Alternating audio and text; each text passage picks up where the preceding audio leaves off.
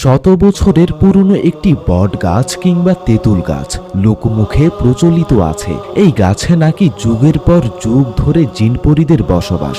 গ্রামের কেউ যদি ভুল করেও সেই গাছের একটি ঢাল কাটে, অমনি নাকি তার রক্ত বমি শুরু হয়।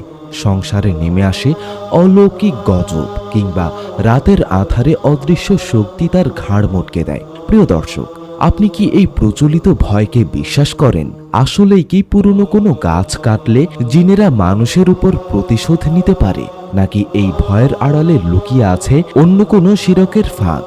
আজ থেকে 1400 বছর আগে আমাদের প্রিয় নবী হযরত মুহাম্মদ সাল্লাল্লাহু আলাইহি সাল্লাম একটি অত্যন্ত গুরুত্বপূর্ণ হাদিসে আমাদের স্পষ্ট সতর্কবার্তা দিয়ে গেছেন, যা শুনলে আপনার মনের সমস্ত ভুল ধারণা আর কুসংস্কার দূর হয়ে যাবে। ভিডিওটি শুরু করার আগে আমাদের চ্যানেলটি যদি এখনো পর্যন্ত সাবস্ক্রাইব করে না থাকেন, তাহলে ভিডিওতে একটি লাইক দিয়ে চ্যানেলটি সাবস্ক্রাইব করে দিন। প্রিয় দর্শক, আমাদের ভারতীয় উপমহাদেশে, বিশেষ করে বাংলাদেশ ও ভারতে গাছকে কেন্দ্র করে মানুষের মনে এক গভীর ভয় ও অন্ধবিশ্বাস কাজ করে। অনেক সময় দেখা যায় কোনো পুরনো গাছ কাটার পর কাকতালীয়ভাবে সেই পরিবারের কেউ অসুস্থ হলে পুরো এলাকায় রটে যায়। গাছের জিন রাগান্বিত হয়ে প্রতিশোধ নিয়েছে। এই ভয়ের সুযোগ নিয়ে অনেক ভণ্ড কবিরাজ ও তান্ত্রিকরা সাধারণ মানুষকে ধোঁকা দেয়। তারা বলে গাছ কাটলে জিনেরা ঘরবাড়ি জ্বালিয়ে দেবে। এর ফলে অনেক মানুষ গাছ কাটার আগে গাছের গোড়ায় দুধ ঢালে, মোমবাতি জ্বালায় কিংবা মানত করে, যা স্পষ্ট শিরক। অথচ ইসলাম আমাদের শেখায় লাভ বা ক্ষতি করার একক ক্ষমতা একমাত্র আল্লাহর। আল্লাহ তাআলা পবিত্র কুরআনের সূরা ইউনূসের 106 নম্বর আয়াতে স্পষ্টভাবে বলেছেন, আর আল্লাহ ছাড়া এমন কাউকে ডেকো না যা তোমার উপর কোনো উপকার করতে পারে না এবং কোনো ক্ষতিও করতে পারে না। যদি তুমি তা করো, তবে নিশ্চয়ই তুমি জালিমদের অন্তর্ভুক্ত হবে। সুতরাং কোনো গাছ বা জড় বস্তুর নিজস্ব কোনো ক্ষমতা নেই মানুষের ক্ষতি করার। এখন প্রশ্ন আসতে পারে, জিনরা কি আসলেই পুরনো গাছে থাকে? ইসলামী আকীদা ও হাদিসের আলোকে জিনদের বাসস্থান সম্পর্কে স্পষ্ট ধারণা পাওয়া যায়। জিনরা মূলত মানুষের কোলাহল থেকে দূরে থাকতে পছন্দ করে।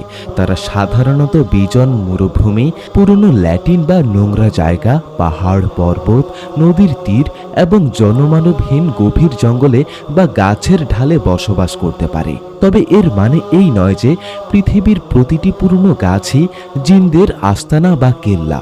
তাহলে গাছ কাটার সাথে প্রতিশোধের সম্পর্ক কি? রাসূল সাল্লাল্লাহু আলাইহি সাল্লামের একটি বিখ্যাত হাদিস এখানে আমাদের চোখ খুলে দেবে। আবু দাউদ শরীফে বর্ণিত হয়েছে, রাসূল সাল্লাল্লাহু আলাইহি সাল্লাম বলেছেন, যে ব্যক্তি মরুভূমির বুকে কোনো কুল গাছ বা ছায়াদানকারী গাছ অনর্থক কেটে ফেলবে, যার ছায়ায় পথিক বা পশুরা আশ্রয় নিত, আল্লাহ তাকে উপুড় করে জাহান্নামের আগুনে নিক্ষেপ করবেন। সুনানে আবু দাউদ, হাদিস নম্বর 5241। হাদিসের গভীর অর্থ কি? ওলামায়ে কেরাম ব্যাখ্যা করেছেন, ইসলামে বিনা কারণে পরিবেশের ক্ষতি করা এবং ছায়াদানকারী গাছ কাটা কঠোরভাবে নিষিদ্ধ। আপনি যখন কোনো অনর্থক কারণে বা জেদ করে একটি বিশাল পুরনো গাছ কেটে ফেলেন, তখন আপনি প্রকৃতির ক্ষতি করছেন এবং আল্লাহর সৃষ্টিকে কষ্ট দিচ্ছেন। এর ফলে মানুষের পক্ষ থেকে আপনার উপর দুনিয়াবি বা পরকালীন শাস্তি বা গজব আসতে পারে, যাকে মানুষ ভুল করে জিনের প্রতিশোধ মনে করে। প্রিয় দর্শক, তবে এখানে একটি মনস্তাত্ত্বিক ও বাস্তব সত্য রয়েছে যা আমাদের জানা দরকার।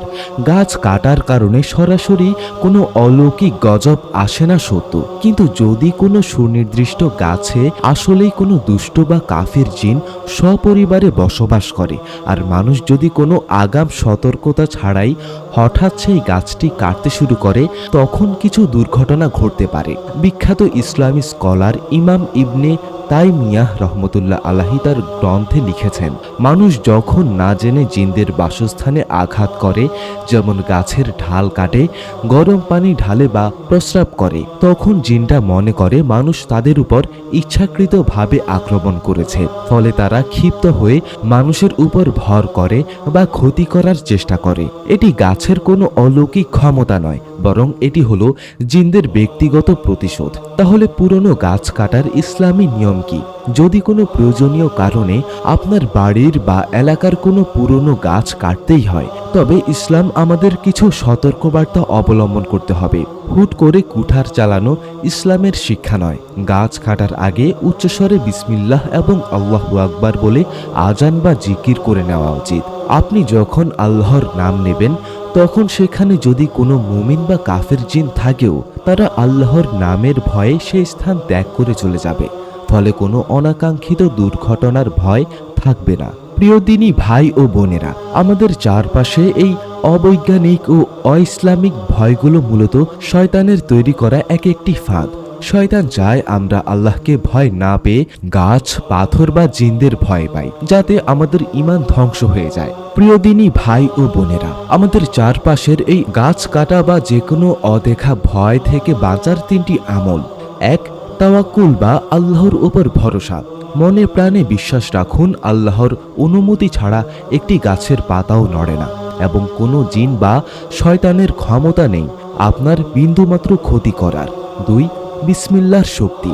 যে কোনো কাজের শুরুতে, হোক তা গাছ কাটা বা অন্য কিছু, বিসমিল্লাহি ওয়া আলা বারাকাতিল্লাহ বলুন। আল্লাহর নামের সামনে সমস্ত অপশক্তি বিলীন হয়ে যায়। 3. আয়াতুল কুরসি পাঠ। যদি মনে কোনো ভয় কাজ করে, তবে আয়াতুল কুরসি পাঠ করুন। এটি মুমিনের জন্য আল্লাহর তৈরি করা এক অদৃশ্য ও শক্তিশালী লোহার কেল্লা। পুরনো গাছ কাটলে কোনো জিন এসে ঘাড় মটকে দেবে, এই ধরনের সম্পূর্ণ ভিত্তিহীন ও লোকমুখের কুসংস্কার। তবে পরিবেশের প্রয়োজনে গাছ লাগাতে হবে এবং বিনা প্রয়োজনে গাছ কাটা থেকে বিরত থাকতে হবে। আসুন আমরা সমস্ত অন্ধবিশ্বাস থেকে মুক্ত হয়ে খাঁটি ঈমানের আলোয় নিজেদের জীবনকে আলোকিত করি। আজকের এই গুরুত্বপূর্ণ বিষয়টি আপনার কেমন লেগেছে? আপনার এলাকায় কি এমন কোনো পুরনো গাছের গল্প প্রচলিত আছে? কমেন্টে আমাদের অবশ্যই জানান। ভিডিওটি ভালো লাগলে লাইক দিন এবং অন্য ভাই বোনদের কুসংস্কার থেকে মুক্ত করতে ভিডিওটি প্রচুর শেয়ার করুন। ইসলামিক এমন নির্ভরযোগ্য নিয়মিত ভিডিও পেতে আমাদের চ্যানেলটি এখনই সাবস্ক্রাইব করুন।